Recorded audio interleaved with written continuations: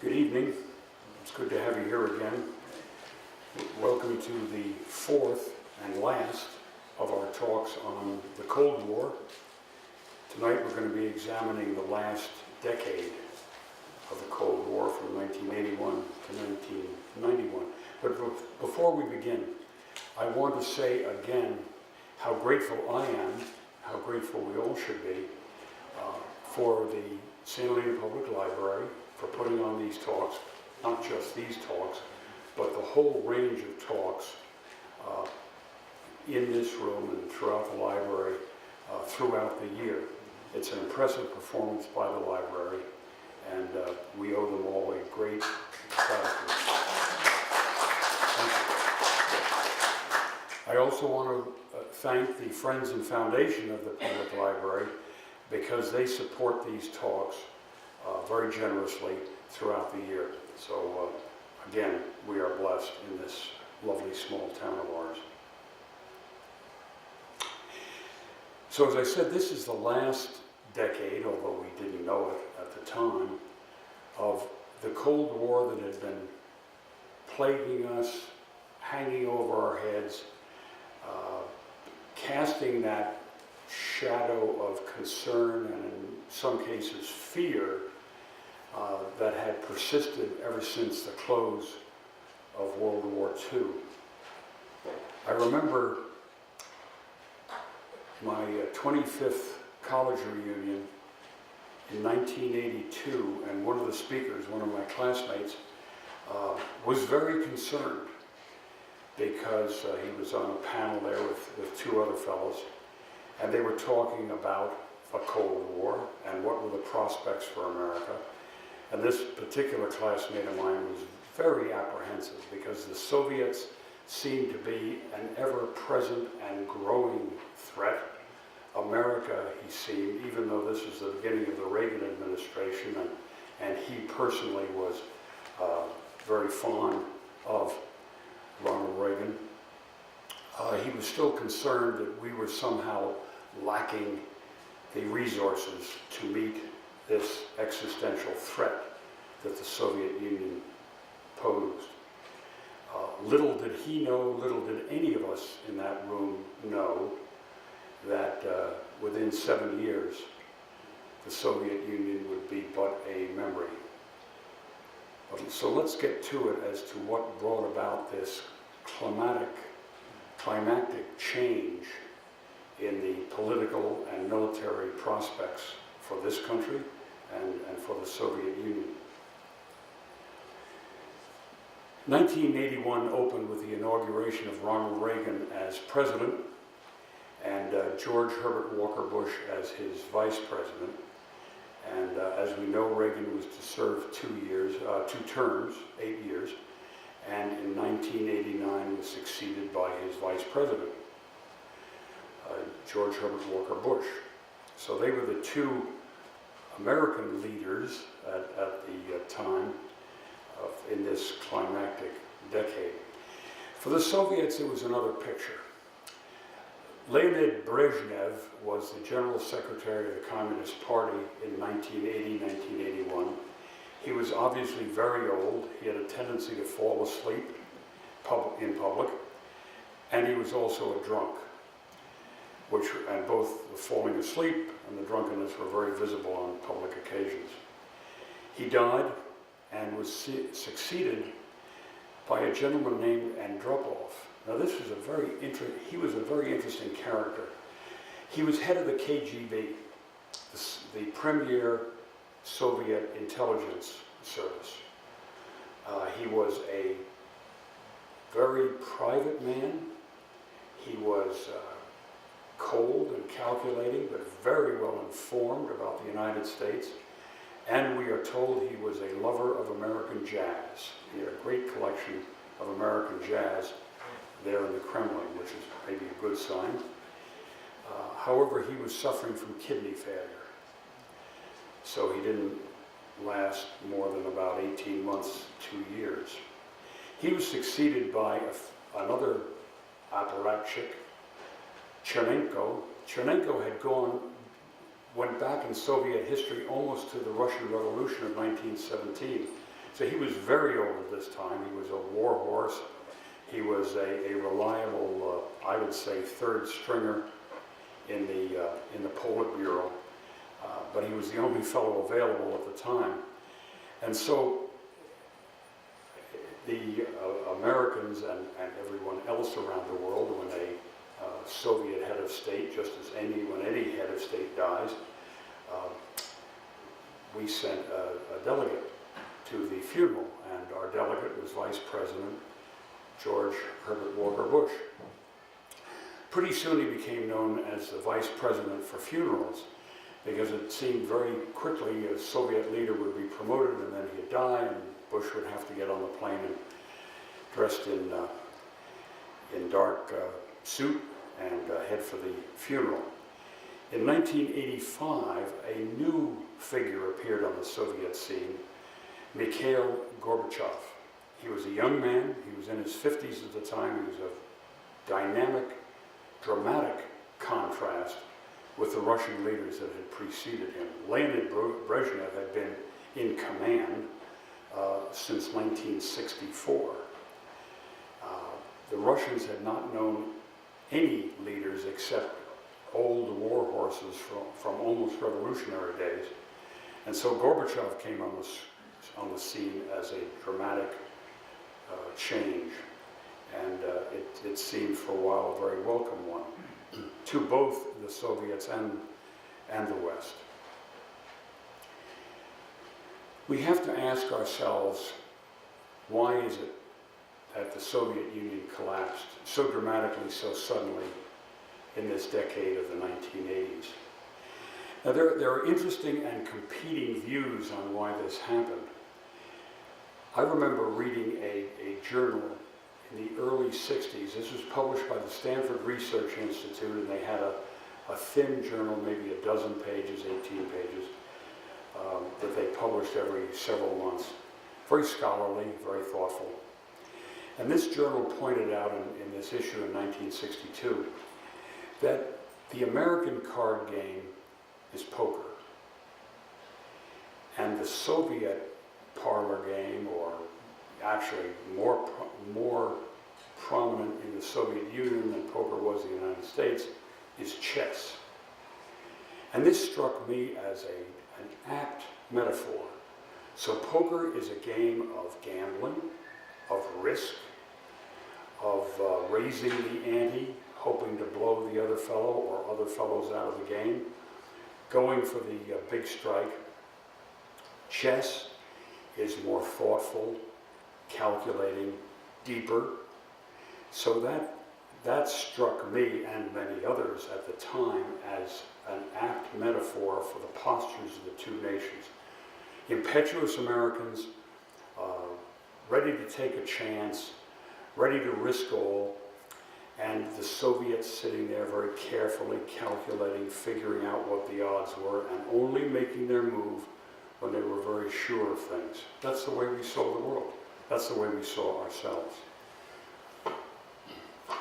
As opposed to this, as opposed to the poker versus chess metaphor, there were some voices, as we saw last time in this Frenchman, Emmanuel Todd, who were saying that Russia was suffering from enormous internal contradictions that very soon, or certainly at some time in the future, would spell the end of the Soviet Union. They simply could not compete with the West. They could not have a society that was totally controlled, and yet a society that could compete with the free market and the free inquiry that went on in the West. So they lacked the resources, they lacked the political system, they were hidebound, and so voices like Todd in France and some in America were saying, it's not really poker versus chess, it's more the fact that the Soviet Union simply has an antiquated system that is bound to fall apart. No one was predicting when, but it was going to fall apart. So keep these two things in mind as we go through this important decade of the 80s, and try to figure out for yourself which was the more apt prediction. Throughout the period of competition with the Soviet Union and as in the case of the Cuban Missile Crisis, confrontation with the Soviet Union that bore the risk of war, we were also coming to many agreements with them, and this is just a listing of all the agreements between 1959, when the Eisenhower administration signed an Antarctic treaty with Russia and other nations, keeping the Antarctic free, as it is today, for scientific inquiry without any national claims. All the way down to the Helsinki Final Act in 1975, a series of agreements, in some cases limiting arms, in some cases defining the ground rules for the Cold War. Of note was the agreement in 1972, signed by the Nixon administration, called the ABM Treaty, Anti-Ballistic Missile Treaty. Very important, that agreement said neither side will develop systems that could defeat the ballistic missile, incoming ballistic missiles from the other side. And that was the beginning of what was called Mutually Assured Destruction, i.e. MAD, which is an apt acronym for the state of the Cold War, which said, whichever side starts a hot war, it's curtains for the human race. So don't start it. The 1975 agreement, called the Helsinki Accords or the Helsinki Final Act, was really a very interesting piece, agreement, a very interesting bit of diplomacy. It had two main provisions. One was that European borders could not be changed by force. Remember, it was just in 1968 that while Russia didn't change the Czechoslovak borders, the Russians sent their tanks into Prague to defeat what was called the Prague Spring. The little bit of freedom that the Czechs sought for themselves. So just 7 years later, the Russians were prepared to agree that they would not use force to change the political complexion in any of the European states.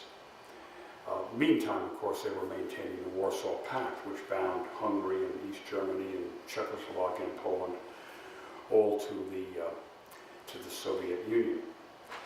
The second part of the agreement was little noted at the time, but it was a clause that said human rights will be respected in all of these countries. Now, this agreement was signed by the US, Canada, the full range of European nations, the full range of the Warsaw Pact nations, and the Soviet Union itself. So, in this second half of the Helsinki Final Act, all parties pledged to respect the human rights in all of the countries, each of the countries and all of the countries. What was interesting about that, it was the beginning, it was the thin edge of the wedge which began to manifest itself in the early 80s, in which a number of Soviet citizens, all Jewish, were beginning to demonstrate, to vocally protest against what they perceived as anti-Semitism in the Soviet Union, and a desire to leave the Soviet Union and migrate to Israel. And at first, this was quashed, often brutally, by the Soviets. The Soviets had a great trick at the time. Earlier in the history of the Soviet Union, if you expressed any disagreement with the politics of the leadership, you got a bullet in the back of the head, or you were sent to Siberia. Later, the Soviets seemed to ameliorate this somewhat, although the end result was probably the same. They would have a team of doctors declare that you were crazy, and therefore you'd have to be sent to a mental institution for such time as you continued to express these unwelcome views. So a lot of people ended up in various psychological, psychiatric institutions. But meantime, some very brave people were speaking out and agitating for immigration to Israel. And they began citing the Helsinki Accords, saying this is a vital human right. I have a right to choose that system under which I wish to live. And finally, the Russians had to agree to that. Over the span of several years, there were all this agitation going on, and finally the Soviets began to open up the process. So if you made enough noise, you could get a passport and you could emigrate to Israel. It's very interesting because of the effect that it had in Israel itself, because many of these radicals in the view of the Soviet Union, who were agitating to practice their religion as they chose, they became the most militant of the Israelis. And some of them were the ones who were most eager to demand the settlement of Jews on formerly Palestinian lands, raising a whole other range of problems which cropped up much later in the 80s and into the 90s and are still troubling us today in Israel and Palestine. But it seemed like a very good move at the time to us in the West that these Soviet Jews were demanding the freedom to migrate, and many of them got that right. So the Helsinki Accords were one of the things that ultimately undermined Soviet control over its citizens. In 1981, Ronald Reagan was inaugurated as President of the United States, and he clearly came into office as a different man, a clear change with what had gone before. He surrounded himself with a number of younger men that were very determined to change the way we looked at the world and the way the Cold War was going to be waged. One of the key things that Reagan brought, this was an idea that he became very fixated on. He called it the Strategic Defense Initiative, SDI. Pretty soon it was called Star Wars, somewhat mockingly. This was a program that was going to muster all the technological resources of the United States. And in effect, it was going to shoot down incoming ballistic missiles. You'd hit a rocket with a rocket. Now, this was in violation of the ABM Treaty, Anti-Ballistic Missile Treaty. But this did not deter Reagan. He saw this as a seminal idea that the ability to protect yourself against incoming missiles would be so appealing to every nation that Reagan, was willing to give away the technology to every other country in the world, including the Soviet Union. And this is a point that he made, as we shall see in the various meetings he had in the course of the decade with Gorbachov. However, there were a few technical problems, and as late as 2005, when the plan was finally abandoned, when SDI and or Star Wars was finally quietly killed, there never was a successful test. Star Wars never, ever worked. Even in situations where they programmed the outgoing missile, the defensive missile, they told that missile where in the sky it should look for the incoming missile. Even with that information, they couldn't score a hit on the incoming missile. Another interesting development in that period of time was the revival of a group that called itself the Committee on the Present Danger. Interestingly, this was a group that mustered itself only when Republicans were in office. It has had a long life. The Committee on the Present Danger is still in existence, except now they say the present danger is terrorism. In the 1950s, they said it was the Soviet Union. In the 1970s and into the 80s, they said it was the Soviet Union. And the complaint was that even Republican presidents were not vigilant enough against the present danger. What was the present danger? Godless communism. And so they were an interesting counterpoise on the right. They were even more to the right than was Reagan himself.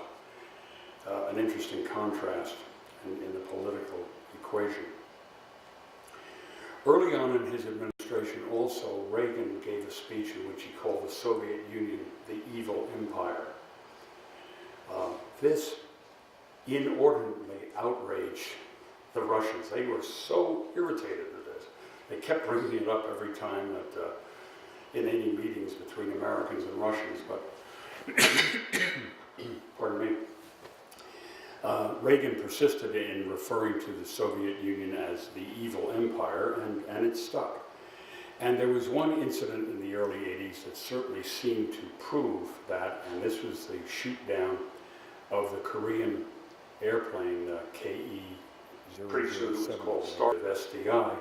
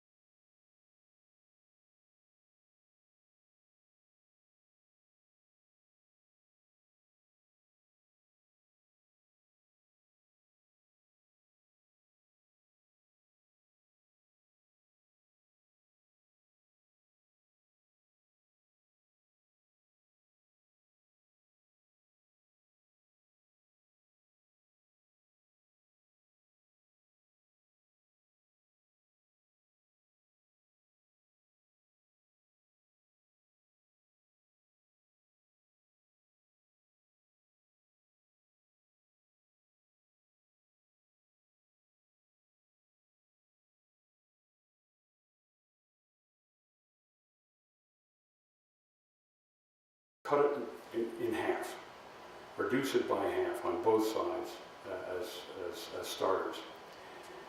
But by the way, Mr. President, we can't have Star Wars. Please take that off the table. Reagan said, no, it's a great idea. This is going to work. And as I said before, we'll give you the technology when we perfect it. And so Gorbachev said, let's cut arms, nuclear arms, by 100%. Scrap them all. Just, obviously inspection. And this is where Reagan learned in Russian the phrase that he loves so much, trust but verify. So again, Reagan and Gorbachev had these 3 meetings spaced out 1 a year, and in between times and oftentimes during the meeting, Reagan would say in Russian to Gorbachev, trust but verify. And Gorbachev would sort of hold his head, he'd roll his eyes, and he would say to aides, if this guy says trust but verify one more time, I'm leaving. It was just too much, but Reagan was really fond of the phrase. And he had learned it in Russian, so that was a nice thing. Anyway, Gorbachev said, let's cut nuclear arms by 100%. And by the way, we don't want Star Wars. Reagan is faced with this offer to completely eliminate atomic weapons. And he says, no, I like Star Wars too much because, again, it's going to be a great benefit. Remember, it never did work. But Reagan was one of these people with an interesting mindset that when it fastened on what he thought was a good idea, that the goodness, the richness of that idea seemed to dominate, and therefore all problems would be solved. The technological problem of making this possible, that perfecting Star Wars, would be solved because Americans can do anything we set our minds to, right? So, as I say, Reagan had this very optimistic, sunny view that if the idea is good enough, we can make it happen. And we, the Americans, will make it happen. And no, I'm not going to take it off the table. So even though they were supposed to break up at noon, they went back after lunch, and they had a very stormy meeting, but neither side would give, and finally Gorbachev left with a very long face, followed by Reagan with an equally long face. They got on their respective cars, drove to the airport, flew away, and a lot of hard feelings with no results from Reykjavik. Although, as I say, Gorbachev had offered to cut everything by 100%. Finally, in the following year, they did come to some agreement, although Reagan never did take Star Wars off the table. But they were able to agree on the intercontinental or intermediate, so-called intermediate range ballistic missiles, and they were able to sign an agreement in Washington with much fanfare the following year in 1987 or 88. So that was hailed, and it truly was groundbreaking because it led to a number of other agreements made in the Bush and the Clinton administrations, such that by the year 2000, 2001, when George Bush's son became president, there was a solid list of agreements with the Soviet Union that significantly, with the Soviet Union, subsequently the state of Russia, which significantly cut the arms that were posed by either side against the other. And then we reached this fascinating climactic year of 1989.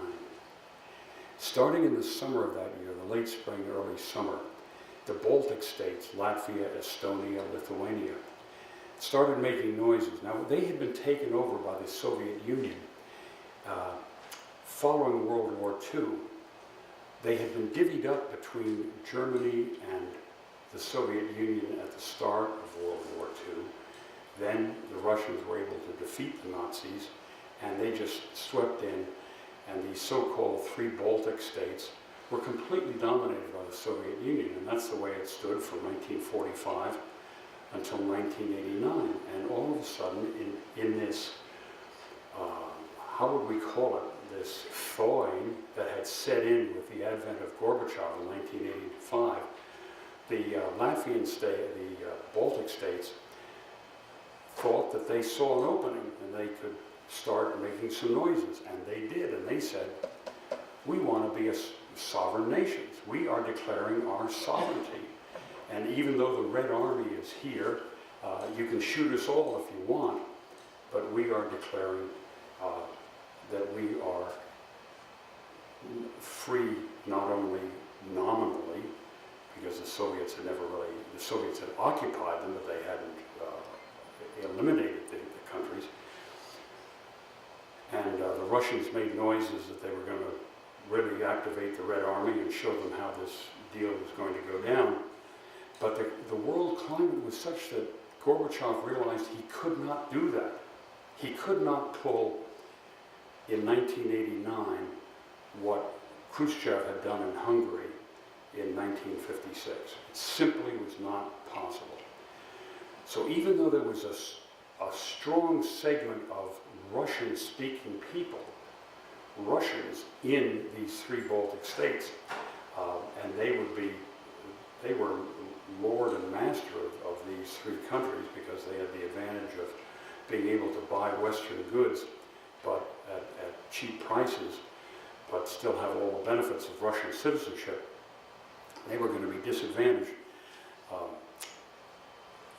Gorbachev couldn't protect them, and so these three countries, Estonia, Lithuania, and Latvia, in effect declared independence from the Soviet Union and the Warsaw Pact and all of that. In Poland, getting back to that, in May of that year, Lech Walesa and the other Solidarity people sat down at what was called the Round Table Agreement with the communist Polish authorities. And that agreement was a real opening such that the following month in June, there could be Solidarity delegates elected to, for the first time, elected to the Polish parliament. That was a real breakthrough, to be followed later by other breakthroughs, but this was major, and so Poland started to move away from Warsaw Pact and the influence of the Soviet Union. The Hungarians had done an interesting thing earlier in the summer and continuing into the autumn. Now, up until this time, there was not only the Berlin Wall, a concrete, stone, barbed wire structure cutting right through Berlin and all the way across the border that separated East Germany from West Germany. And that was very rigidly controlled, and East Germans simply could not get out. They could travel within the Warsaw Pact countries, the so-called Iron Curtain countries, but they could not get out to the west. And then in the late summer, Hungary said, oh, I think we're going to open the border with Austria. Immediately, a lot of East Germans thought, we're going to take a vacation in Hungary. This is going to be neat. We'll rent a little car, these little putt-putt cars that they had in East Germany, and we'll drive into Hungary, and as soon as we get a chance, we'll nip across the border into Austria. And soon they were doing this. And so Gorbachev, who's trying to implement glasnost and perestroika, and he's trying to get arms reductions out of the United States so he doesn't have such a heavy defense budget, all of a sudden he's faced with a prospect that at first thousands, hundreds, and then thousands, and then tens of thousands of East Germans are flooding out of East Germany via Hungary and Austria and getting to the west, and the Germans are welcoming them with open arms. The churches in East Germany are taking a position because there was a church in Dresden, there was another church in East Berlin, and they were holding meetings every night, and the meetings were all about freedom. And lifting this terrible burden that was the East German state. And these meetings got pretty blunt, pretty open, and there seemed to be nothing the East German authorities could do about it. So then there was a meeting on November 9th, a very critical date, it seems to me, in world history. On November 9th, there was a meeting of the East German Politburo. And they said, well, okay, it's inevitable, and we're just going to have to open the wall. We're going to have to let people move freely between East and West through the wall. So they sent their press aide, their press secretary, out to tell the public that this was the decision. We're going to open the wall. What they didn't say was when they would open the wall. Basic decision taken, we're going to open the wall, but no date decided. And so immediately the press secretary says, well, yeah, we're going to open the wall. It's been decided today. The Politburo met, and the reporters say, when?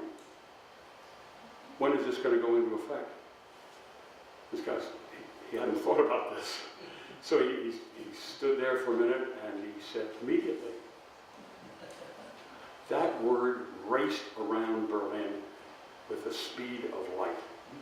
And literally within hours, people were queuing up at the checkpoints, Checkpoint Charlie, all the other checkpoints through the wall, queuing up and ready to march across.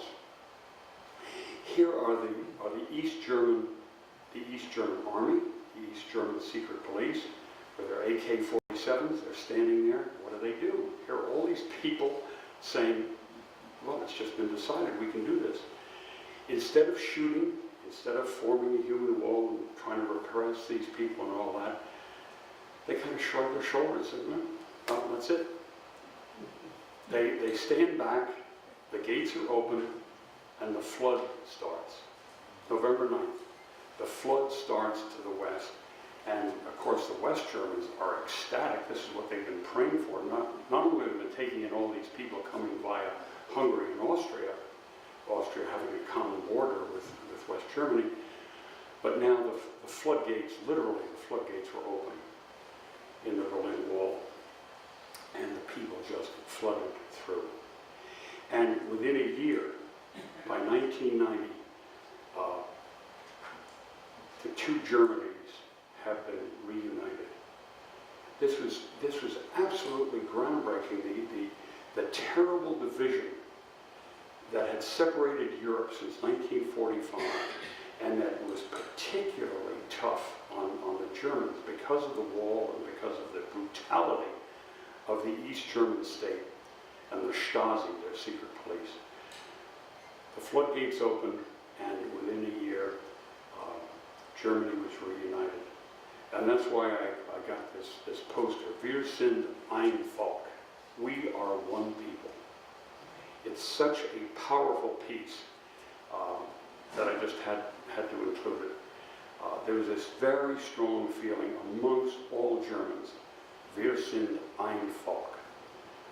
And even though it placed enormous burdens on West Germany to incorporate all these people, there's something like 17 million people in East Germany, run down industrial structure, absolutely run down. No consumer goods whatsoever.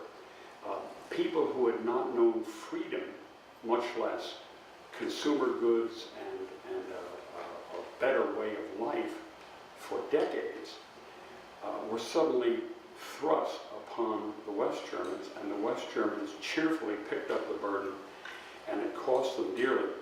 And Helmut Kohl, who was the Chancellor of West Germany at the time, was not a very popular figure in this country. He was seen as sort of a stern fellow, probably pretty right-wing, not really with it.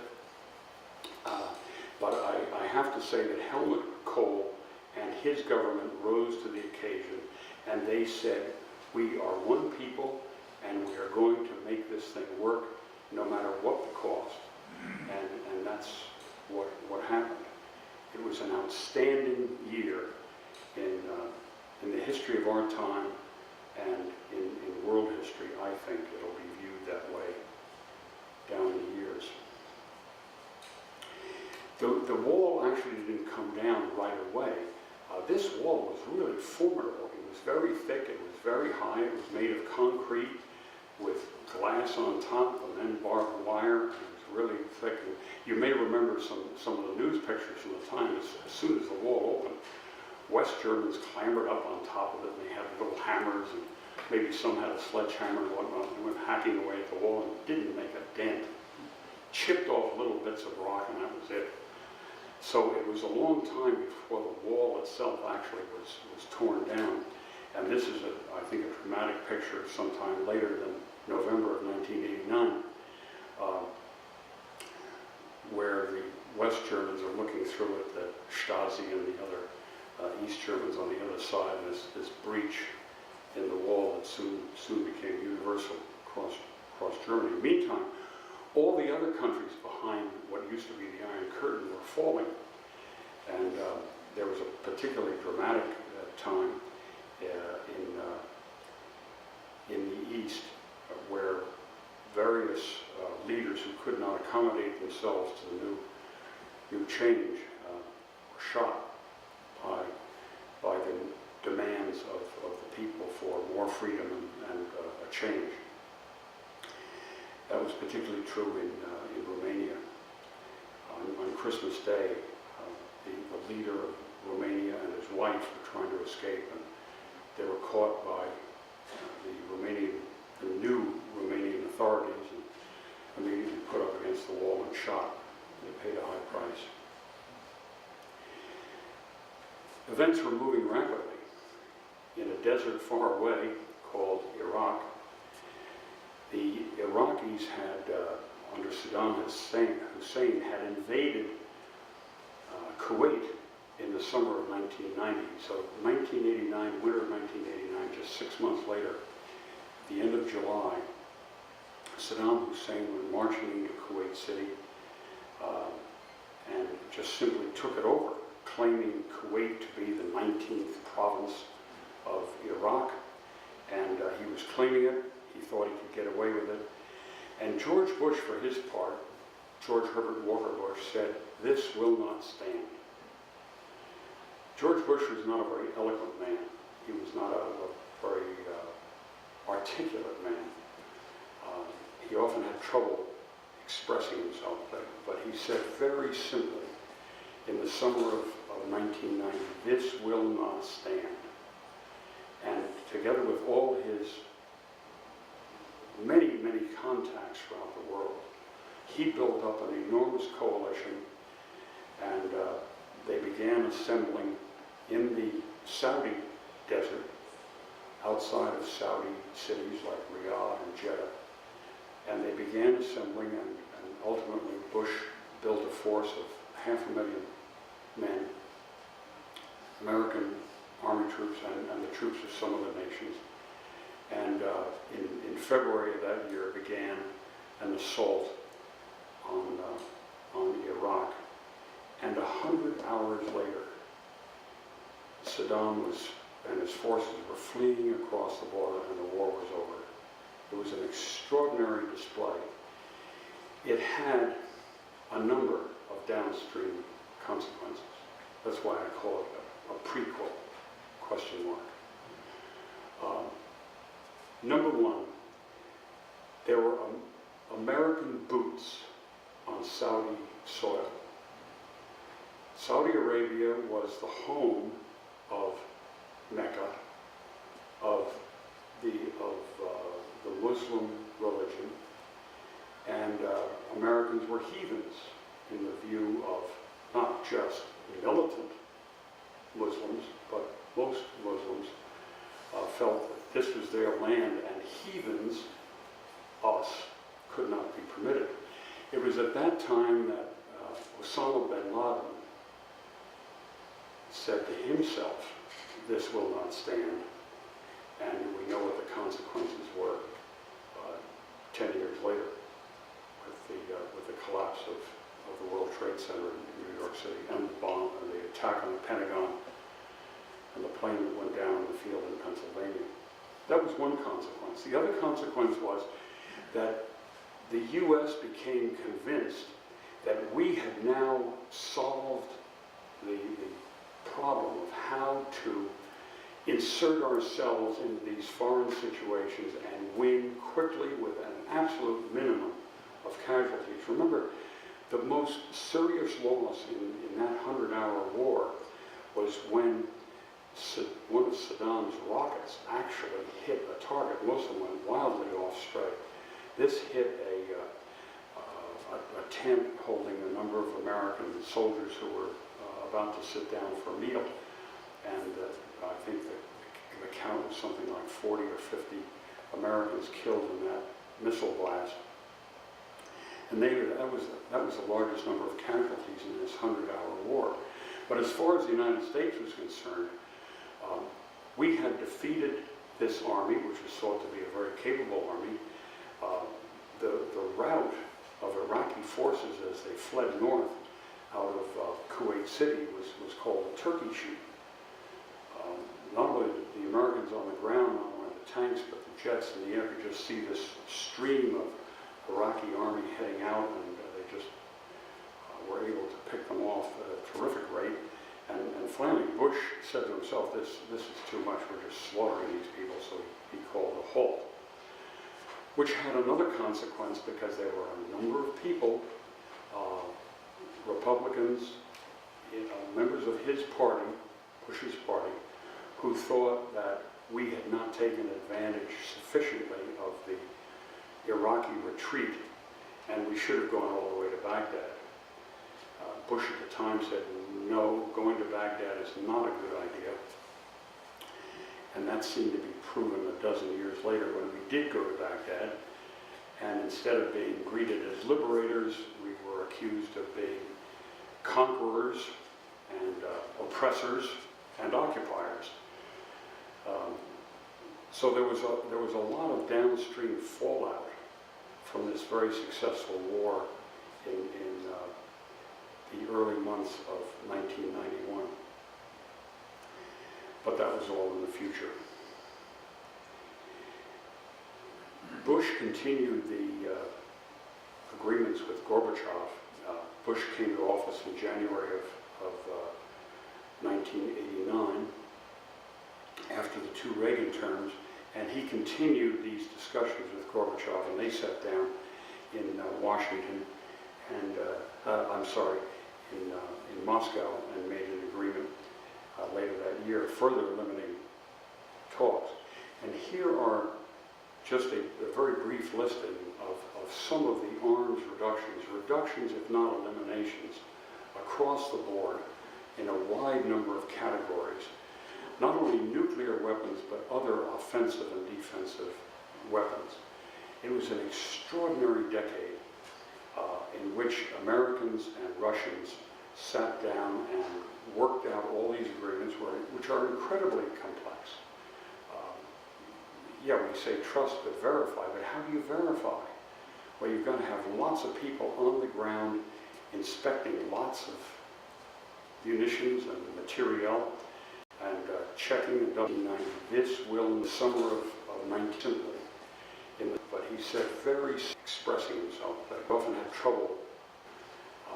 He articulate man, he was not a very eloquent man. George Bush was not. This will not stand. Herbert Walker Bush said his part. He could not do that.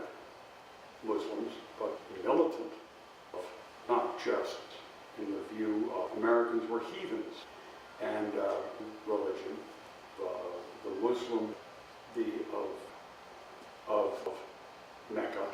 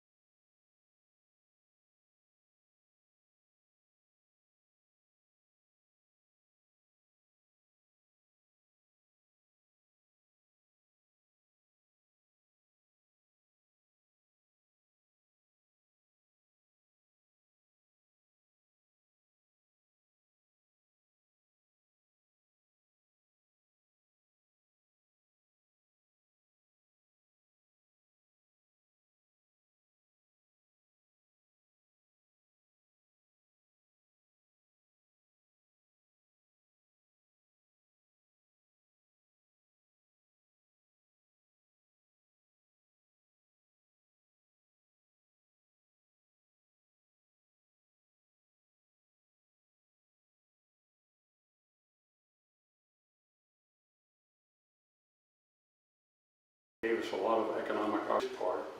George Herbert Walker Bush said, "This will not stand." George Bush was not a very eloquent man. He was not a very articulate man. He often had trouble expressing himself, but he said very simply in the summer of 1990, "This will," and checking and double and materiel, munition of Mecca, of the Muslim religion, and Americans were heathens in the view of not just militant